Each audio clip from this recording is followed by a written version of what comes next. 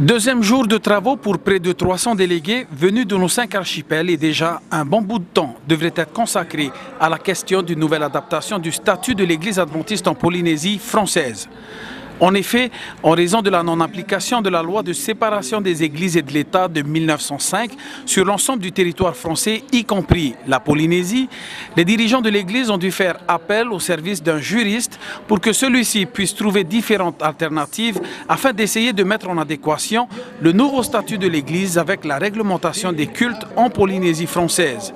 La différence entre ce qui existe et ce qui a été proposé, c'était justement de faire en sorte que ce nouveau statut que je propose soit plus en rapport avec la spécificité du droit des cultes en Polynésie française. Parce qu'en Polynésie, la loi de séparation entre l'Église et l'État ne s'applique pas et donc il y a une réglementation spécifique à la Polynésie pour ce qui concerne les cultes. Et l'idée, c'était de mettre le statut en adéquation avec ce régime particulier du culte en Polynésie. Une situation particulière pour les régimes cultuels issus des décrets mondiaux comme la Polynésie française, collectivité d'outre-mer régie par l'article 74 de la Constitution.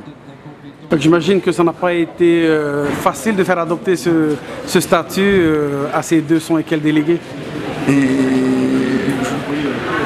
Il est vrai que la nouveauté est quelque chose qui est difficile à faire accepter, mais je crois que de manière générale, les délégués ont adopté assez massivement cette nouvelle organisation qui ne change pas fondamentalement avec ce qui existe aujourd'hui. J'ai pris soin de faire en sorte qu'il n'y ait pas trop de différence, mais aujourd'hui, on est un peu plus dans les clous pour parler de manière profane.